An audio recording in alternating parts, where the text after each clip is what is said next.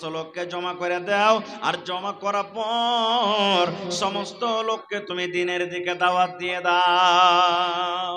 ও আমার নবী, যাও তোমার সমস্ত বংশ খানদানের লোকগুলাকে এক জায়গাতে জড়ো করো, আর এক জায়গাতে জড়ো করে কি করো, সমস্ত মানুষকে তুমি আলাল এলান তাবলীগের কাজ করো। নবীজি একটা পাহাড়ের উপরে চড়ে নিলেন। পাহাড়ের পরে চড়া পর নবীজি বলছেন, ইয়া সাবাহা, ইয়া সাবাহা। এটা হলো খুব খাতরার আওয়াজ। যেমন মাদ্রাসাতে স্কুলে ঘন্টি বাজা হয় না, টুন টুন টুন টুন টুন করে ঘন্টি বাজাবে, এর মানে হলো এখন ছুটি হয়ে গেল, কিংবা এখন টিফিন হলো, কিংবা এখন তারানাতে দাঁড়া হইতে হবে। এরকম ভাবে প্রত্যেক জিনিসে এরকম ভাবে আমরা একটা আওয়াজের নিশানি বানিয়ে রাখি। তো ওই জামানাতে ইয়া সাবাহা যখন কেউ ডাক দিত, এটা মানে খাতরার আওয়াজ, খুব ইমার্জেন্সি আওয়াজ। নবীজি পাহাড়ের উপরে চড়ে নিলেন, আর সমস্ত লোক নবীর কথা শুনে এক জায়গাতে জড়ো হয়ে গেল। ওই মজলিসে কে আছেন জানেন? নবীজির নিজের চাচা হযরত আবুল আহাব। আবুল আহাব ওই কিন্তু মজলিসে আছেন। আবুল আহাব পর্যন্ত ওই মজলিসে হাজির হয়ে গেল। যেমন আজকে আপনারা বসে বসে জালসা শুনছেন, ঠিক নবীর আওয়াজে সব মক্কার লোক এক জায়গাতে জমা হয়ে গেল, খানদানের লোক জমা হওয়ার পর নবী কি বলছেন জানেন? ও আমার চাচা যান, ও মক্কার লোকেরা তোমরা শোনো, আমি হলাম মুহাম্মদ, আল্লাহ রাব্বুল আলামিন আমাকে নবী করেছেন। আমি হলাম মুহাম্মদ, আল্লাহ রাব্বুল আলামিন আমাকে রাসূল করেছেন, আমার উপরে কোরআন নাজিল হয়। ও মক্কার লোকেরা তোমরা শোনো রে, আমি যদি তোমাদেরকে একটা খবর দিয়ে দিই, এই যে তোমরা একটা বড় পাহাড় দেখতে পাও, এই পাহাড় যে তোমরা দেখতে পাও, এই পাহাড়ের একদিকে তোমরা আছো, পাহাড়ের উপরে আমি আছি। আর যদি তোমরা আমি মেসেজটা দিয়ে খবরটা দিই যে পাহাড়ের ওই পার থেকে একটা খুব বড় ফৌজ আসছে, খুব বড় সৈনিক আসছে, খুব বড় একটা জামাত আসছে, লস্কর আসছে, যে জামাত আছে তোমাদের সাথে লড়াই করবে, যুদ্ধ করবে, তাহলে আমার কথাটা তোমরা মানবে কি মানবে না? সুবহানাল্লাহ। কে বলছেন? নবীজি পাহাড়ের উপরে চড়ে বলছেন, ও মক্কার লোকেরা, আমি যদি নবী তোমাদেরকে বলি যে পাহাড়ের পিছন থেকে ওই পার থেকে খুব একটা বড় জামাত আসছে, যে জামাত তোমাদের সাথে লড়াই করবে, যুদ্ধ করবে, তোমরা কি বিশ্বাস করবে? যখনই কথাটা বলা, মক্কার লোকেরা শোনা পর বলছেন, ও মুহাম্মদ, ও মুহাম্মদ তুমি শুনে নাও, তোমার হাতে তুমি যদি বলো এই পাহাড়ের পেছন থেকে একটা খুব বড় জামাত আসছে, ফৌজ আসছে, যে জামাত এসে আমাদের সাথে লড়াই করবে, যুদ্ধ করবে, সত্য আমরা মনে করব, তোমার কথাকে আমরা কোনোদিন জীবনে মিথ্যা মনে করব না। কেননা তুমি কোনোদিন মিথ্যা কথা বলনি, তোমার মুখ দিয়ে কোনোদিন ঝোট কথা আমরা বলতে দেখিনি। এই জন্য তুমি যদি বলো এই পাহাড়ের পেছন থেকে একটা খুব বড় জামাত আসছে লড়াই করার জন্য, আমরা মেনে নিলাম, মেনে নিলাম, মেনে নিলাম। ওরে সুবহানাল্লাহ। যেমনই কথাটা বলা, আল্লাহর নবীর চাচা, নিজের চাচা, কোন চাস্তো চাচা নয়, কোন গ্রামের কোন লোক নয়, নবীজের নিজের চাচা আবুল আহাব, যার আসল নাম হলো আব্দুল উজ্জা, তার আসল নাম হলো আব্দুল উজ্জা, নবীজের নিজের চাচা আবুল আহাব তখন বলছেন, ভাতিজা রে, তুমি এই জন্য আমাদেরকে ডেকেছিলে, এই কথাগুলা বলার জন্য তুমি ডেকেছিলে, এই কথাগুলা তোমার শুনতে ভালো লাগে না, এই কথা তুমি কেনে বললে? তুমি হালাক হয়ে যাও, তুমি বরবাদ হয়ে যাও, তুমি হালাক হয়ে যাও, বরবাদ হয়ে যাও, ধ্বংস হয়ে যাও, তুমি কি আর কোনো কথা পাওনি? তুমি এই কথা বলার জন্য তুমি আমাদেরকে জড়ো করেছো। সুবহানাল্লাহ। নিজের চাচা দুশ্মন হয়ে গেল, নবীর জন্য নিজের চাচা দুশ্মন হয়ে গেল। আর তে বলছে, ভাতিজা মুহাম্মদ, এই কথা বলার জন্য তুই আমাদেরকে ডাক দিয়েছ যে এক আল্লাহর পূজা করো, হ্যাঁ তুমি হালাক হয়ে যাও, বরবাদ হয়ে যাও, বদদুয়া দিয়েছেন চাচাতে। সুবহানাল্লাহ। যেমনই আবুল আহাবের মুখ দিয়ে কথাটা বের হইল, আল্লাহুস সামাদ, আল্লাহ তাবারাক ওয়া তাআলা জিবরিল ফেরেশতাকে ডাক দিয়ে বলছেন, ও আমার ফেরেশতা জিবরিল, যাও যাও, কোরআনের ভিতরে এই যে সূরাতুল লাহাব আছে, এই সূরাতুল লাহাব আমার নবীর উপরে তুমি নাজিল করে দাও। সঙ্গে সঙ্গে হযরত জিবরিল আলাইহিস সালাম এলেন, আর আসার পর এই গোটা সূরা নবীকে শুনিয়ে দিলেন। কি শোনালেন? তাব্বাত ইয়াদা আবি লাহাবিন ওয়া তাব। আল্লাহ তাবারক ওয়া তাআলা বলে দিলেন, হে নবী আপনি শুনিয়ে দেন আবু লাহাবকে, আপনি আপনার উম্মতকে শুনিয়ে দেন, জানিয়ে দেন যে আবু লাহাব আপনার জন্য বদদুয়া করেছে। আমি আল্লাহ তাবারক ওয়া তাআলা শিখিয়ে দিয়েছি, তাদেরকে বলে দাও যে তাব্বাত ইয়াদা আবি লাহাব, আবু লাহাবের দুখানটা হাত হালাক হয়ে যাক, বরবাদ হয়ে যাক। ও তোমার জন্য বদদুয়া করেছে, ওর বদদুয়াতে কোনো যায় আসে না। আমি আল্লাহ তাবারক ওয়া তাআলা তাকে বলছি যে তুমি মেসেজ দিয়ে দাও, আবু লাহাবকে শুনিয়ে দাও যে আবু লাহাব তোমার দুখানটা হাত হালাক বরবাদ হয়ে যায়। এই কথাটা হাতের কথা আছে, কিন্তু হাত থেকে মুরাদ হলো কি গোটা শরীরটা। মানে আবু লাহাব তুমি হালাক বরবাদ হয়ে যাও আর তুমি ধ্বংস হয়ে যাও। আল্লাহ তাবারক ওয়া তাআলা কোরআন মাজিদে নাজিল করে দিলেন। ভাইরে, তাহলে এই আয়াত থেকে আমরা কি বুঝতে পারলাম যে আল্লাহ তাবারক ওয়া তাআলা সুবহানাল্লাহ এই দিনের জন্য নবীজি অনেক কষ্ট করেছেন। দ্বিতীয় কথা, আমি আপনি যাকে চাহাবো সেই দিন কবুল করবে, সেই ভালো রাস্তাতে চলবে, এটা কিন্তু জরুরি নয়। আল্লাহ তাবারক ওয়া তাআলা যাকে চাইবেন, আল্লাহ যাকে ভালোবাসেন সেই হেদায়েত পাবে। এবং সাথে সাথে আর একটা কথা কি জানেন, আল্লাহ রাব্বুল আলামিন আরো একটা কথা বলেন, তাব্বাত ইয়াদা আবি লাহাবিন ওয়া তাব। আল্লাহ তাবারক ওয়া তাআলা এই আয়াতে কথাটা বললেন। 2 নম্বরে আল্লাহ তাবারক ওয়া তাআলা বলেন, মা আগনা আনহু মালুহু ওয়া মা কাসাব। হে নবী আপনি জানিয়ে দেন, আবু জাহাল বাড়ি করেছে, আবু জাহাল জমি করেছে, আবু জাহাল উট করেছে, এই সমস্ত মাল তাকে বাঁচাতে পারবে না, তাকে বাঁচাতে পারবে না। ওয়ামরাতুহু, এবং আবু লাহাবের বিবি যে আছে উম্মে জামিল যার নাম, সেই হালাক হয়ে যাবে, বরবাদ হয়ে যাবে, সেও কিন্তু বাঁচতে পারবে না। যেমন আবু লাহাব নবীর সাথে দুশমনি করতেন, সাথে সাথে আবু লাহাবের স্ত্রী উম্মে জামিল বিনত হারব, এটা নবীজির নিজের চাচি, নবীকে কষ্ট দিতেন। কেমন কষ্ট জানেন? সুবহানাল্লাহ, নবীর জন্য কেমন কষ্ট, কেমন বড় দুশমন ছিলেন। আল্লাহর নবী যখন মানুষকে ওয়াজ করতেন, নসিহত করতেন, ওয়াজ করে যখন বাড়ির ভিতরে চলে আসতেন, তখন ওই উম্মে জামিল আবু লাহাবের স্ত্রী নবীর খেলাফে সাজিশ করত, নবীর ব্যাপারে সাজিশ করত। আর লোকেরাকে বলতো, এই মক্কার লোকেরা, তোমরা কি মোহাম্মদ ছেলেটাকে দেখতে পাওনি? মোহাম্মদ ছেলেটাকে তোমরা কি জানো না? মোহাম্মদ ছেলেটাকে কেমন তোমরা কি শোনো না, জানো না?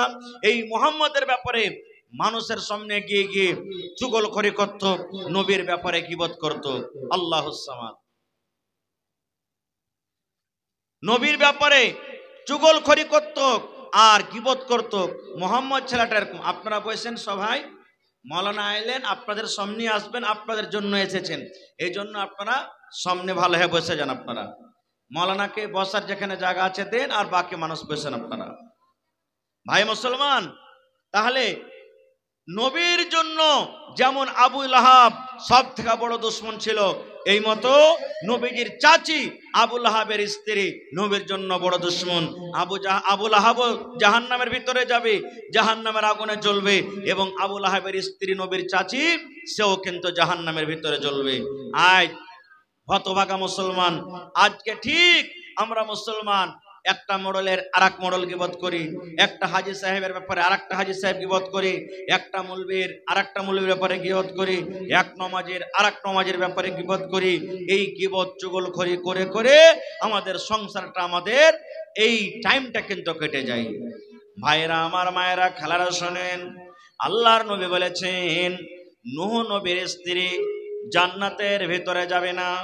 নূহ নবীর স্ত্রী জান্নাতের ভেতরে যাবে না রে, জান্নাতের ভেতরে যাবে না। একটা হলেন নূহ নবী, ওরে আল্লাহ কত বড় নবী, যাকে সানি আদম বলা হয়েছে, এত বড় নবী, আল্লাহ রাব্বুল আলামিন তাকে অনেক হায়াত দিয়েছিলেন। সেই নূহ নবীর স্ত্রী জান্নাতের ভিতরে যাবে না, জান্নাতের ভিতরে যাবে না, জাহান্নামের আগুনে জ্বলবে। এই মতো আবু লাহাবের স্ত্রী জাহান্নামের ভিতরে জ্বলবে।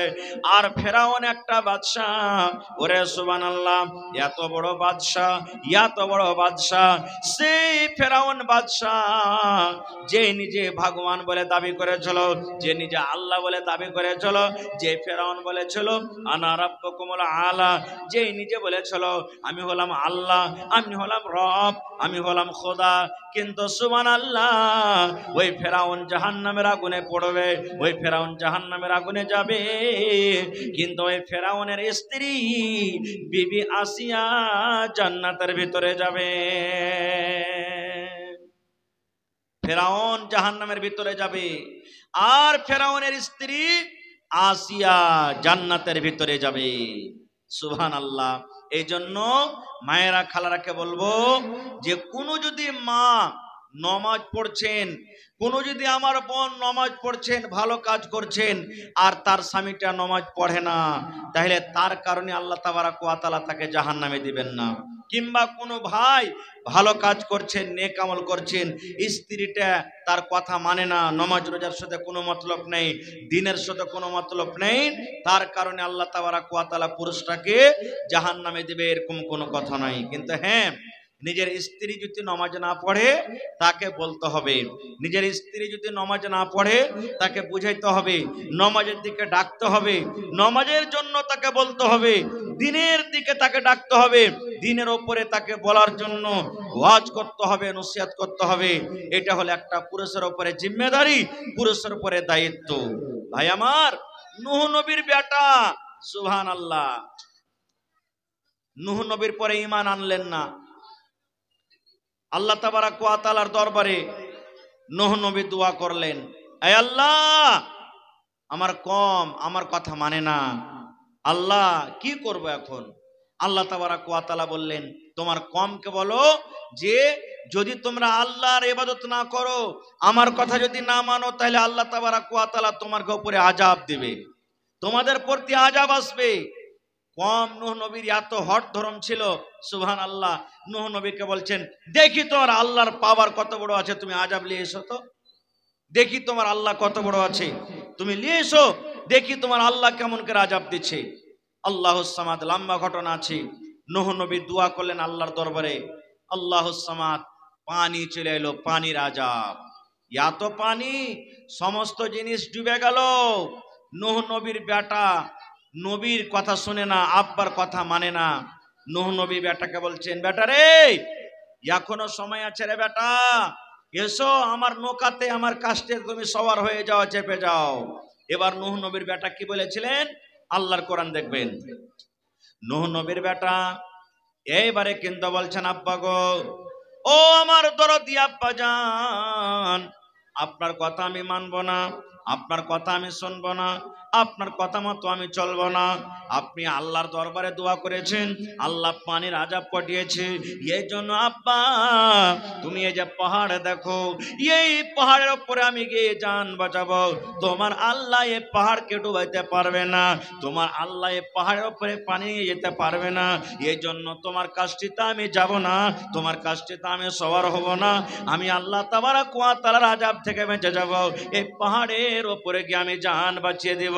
ওরে সুবহানাল্লাহ, যেমনই কথাটা বলা, এমন জোর করে একটা ঢেউ এলো, এমন জোরে পানির একটা ফোয়ারা এলো, এমন জোরে একটা পানির একটা ঢেউ এলো, সাথে সাথে সাথে সাথে পাহাড় ডুবে গেল। এবং নূহ নবীর বেটা কোন জায়গাতে ডুবে মরে গেল কোনো খবর নাই। এই জন্য এই কথাটা বলতে হবে না, যে বাড়িতে যে ঘরে মুলবি সাহেব আছে সবাই ইমানদার হবে এটা জরুরি নয়, সবাই জান্নাতে যাবে এটা জরুরি নয়। ভাইরে, নূহ নবী একটা নবী, তার বেটা যাবে জাহান্নামের ভিতরে। নূহ নবী হলেন একটা নবী, তার স্ত্রী যাবে জাহান্নামের ভিতরে। নূহ নবী ওয়াজ করে আসতেন মানুষের কাছে, এবার ওর স্ত্রীটা অন্য পাক দিয়ে তখন যে লোকেরাকে কইতেন, এ ভাই গ্রামের মানুষেরা শুন ভাই, হে আমার স্বামীর কথা খবরদার তোরা কেউ মানিস না। ওই যে কেনে ওই ওয়ার জায়গাতে থাকছে, ওর সাথে সংসার কাটছে, ওই লোকটা কেমন আমি কি জানি না, তার জ্বালা পোড়াতে ভাই আমি মরে যাচ্ছি, খবরদার নূহর কথা কেউ শুনবি না খো, কেউ শুনবি না খো। আল্লাহ তাবারাক ওয়া তাআলা বললেন নূহ নবীর স্ত্রী জাহান্নামে যাবে। ফেরাউন যে একটা এত বড় রাজা, দুনিয়ার সমস্ত দুনিয়াতে ওই রাজা হয়েছিলেন, রাজস্বী করেছেন, সেই ফেরাউন জাহান্নামে যাবে। কিন্তু ফেরাউনের স্ত্রী আসিয়া জান্নাতের ভিতরে যাবে। ইব্রাহিম একটা নবী, সুবহানাল্লাহ। ইব্রাহিম নবী জান্নাতের ভিতরে যাবেন, আর ইব্রাহিম নবীর বাপ আজার জাহান্নামের ভিতরে যাবে। ইব্রাহিম নবীর বাপ আজার জাহান্নামের ভিতরে যাবে, সুবহানাল্লাহ। এরকম অনেক উদাহরণ, অনেক মিসাল আছে ভাইরে। এটা হলো আল্লাহ তাবারাক ওয়া তাআলার ঘর। আজকে মসজিদের জালসা, আমি সময়টাকে বেশি আর লম্বা করব না। রাত দিন আমার ওয়াজ শুনছেন, শোনাচ্ছি আপনাদেরকে। আমাদের খাস মেহমান এসে হাজির হয়ে গেছেন, মোটামুটি 15-20 মিনিটের মধ্যে হাজির হয়ে যাবেন। এই 15-20 মিনিটের মধ্যে আমি আপনাদের সামনে আল্লাহ তাবারাক ওয়া তাআলার এই ঘরের জন্য দরখাস্ত জানাচ্ছি যে আমাদের ঘরে অনেক খরচ আছে। মসজিদ ভাঙ্গা তুলাতে মোটামুটি 1 কারোর টাকার খরচ আছে। মসজিদ ভাঙ্গা আবার নতুন করে করাতে 1 কারোর টাকার দরকার আছে, তাহলে মসজিদ হবে। তো ভাই একদিনে কাঁ বসবে না, একদিনে কোনো কাজ হয় না, বন্দে বন্দে তালাব ভরে। এত বড় গ্রাম, এত বড় গ্রামের আবাদি, এখন মসজিদে ফ্যানের দরকার আছে, মসজিদে ওয়ারিং এর দরকার আছে। ভাই মসজিদ যদি আপনি ভাঙ্গাও আমরা করি, তাহলে কম করে হাতে 30 লাখ 40 লাখ 50 লাখ টাকা হাতে দরকার আছে, তারপরে কোনো কাজ আপনি আগাইতে পারবেন। তো ভাইরে, তাই আমি আপনাদের কাছে একটা আহ্বান জানাই, 5,000 10,000 20,000 পারবেন দিব, কিন্তু কম করে একটা পাংখার দাম 1500 টাকা, আর একটু যদি ভালো গলা দিবেন তো কম করে 2000 টাকা। তো দেখি কোন আল্লাহর বান্দা আছেন, বেশি আমি চাহাবো না, 1 কোটা কলম কেহ এমন আছেন 5,000 টাকা, হ্যাঁ 3টা পাংখার দাম, কিংবা কোন আল্লাহর বান্দা আছেন 5টা পাংখার দাম দান করতে পারবেন, কেউ 1টা পাংখার দাম, কেউ 2টা পাংখার দাম, এই করে করে বাস 10 মিনিট আপনাদের সামনে আছে, নিজের নিজের দানটা আপনারা হাজির করেন, আমি দোয়া দিব, তারপরে মাওলানা আসবেন আর তার হাতে দান দিবেন আর দোয়া করবেন। এই দেখেন আমার মামু মোহাম্মদ দুলাল সাহেব দোকানদার 1000 টাকা জমা করেছেন, মাশাআল্লাহ। পাঠিয়েছে মামু 1 2 3 4 5 6 7 8 9 10, 5,000 আছে, মাশাআল্লাহ, জাযাকাল্লাহ, নারে তাকবীর। এই দেখেন আমার মামু মোহাম্মদ হোসেন সাহেব 5,000 টাকা 3টা পাংখার দাম মোটামুটি জমা করে দিয়েছেন, আল্লাহুস সামাদ। ভাই 50টা পাংখা মোটামুটি মসজিদে লাগবে মোটামুটি, তো 50টা পাংখার মধ্যে 3টা পাংখা কিন্তু হাজির হয়ে গেছে, আরো এখনো 47 পাংখা বাকি আছে। মা খালারা বলবো আপনারাও হিস্সা নেন, ছেলে পিলার হাত দিয়ে পাঠান। আমার বিচলাটলার গ্রাম অন্য ধার দিয়ে হয়তো একটু পিছিয়ে থাকতে পারে, কিন্তু দানের মামলাতে সব দিনই আগে আছে, আজও ইনশাআল্লাহ আগে থাকবে।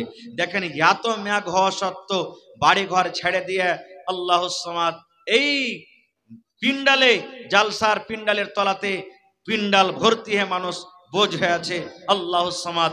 এটা কোনো মামুলি বড় কথা নয়। তাহলে আমার মামাজান মোহাম্মদ হোসেন সাহেব 5,000 টাকা জমা করলেন। রব্বানা যালামনা আনফুসানা ওয়া ইল্লাম তাগফির লানা ওয়া তারহামনা লানাকুনান্না মিনাল খাসিরিন। রব্বানা আতিনা ফিদ দুনিয়া হাসানা ওয়া ফিল আখিরাতি হাসানাতাও ওয়া কিনা আযাবান নার। হে রব্বুল আলামিন, তোমার বান্দা মোহাম্মদ হোসেন সাহেব 5,000 টাকা আল্লাহ জমা করে দিলেন, 5 লক্ষ টাকা মনে করে তুমি কবুল করে নাও। মনের আশাকে আল্লাহ পুরা করো, রোজ রোজগারে আল্লাহ বরকত দাও, হাতে টাকাতে পয়সাতে বরকত দাও। যতদিন দুনিয়াতে বাঁচবে ইমানের হালাতে রাখো, নেককার করে রাখো, দিনদার করে রাখো। রব্বুল আলামিন, আব্বাজান দুনিয়াতে নাই, কবরের ভিতরে চলে গেছেন। দুনিয়ার খবর পাওয়া যায় কিন্তু কবরের কোনো খবর পাওয়া যায় না। আয় আল্লাহ, আব্বার কবরে জান্নাতের তুমি বিছানা দিয়ে দাও। আল্লাহ আব্বার কবরকে নূর দিয়ে মনে করে দাও। আল্লাহ যেদিন কিয়ামত কায়েম হবে, হাসরের ময়দান হবে, ওই কিয়ামতের দিন তোমার আরশের তলাতে জায়গা দিও। রব্বানা তাকাব্বাল মিন্না ইন্নাকা আনতাস সামিউল আলিম। আমিন। মাশাআল্লাহ, জাযাকাল্লাহ। আল্লাহ আমার মামা জান মোহাম্মদ দুলাল সাহেব 1000 টাকা জমা করে দিলেন। 1,00,000 টাকা মনে করে তুমি কবুল করে নাও, মনের আশাকে আল্লাহ পুরা করো, রোজ রোজগারে আল্লাহ বরকত দাও। আল্লাহ মা বাপ দুজনে কবরে চলে গেছেন, আল্লাহ তারকে কবরে তুমি জান্নাতের বিছানা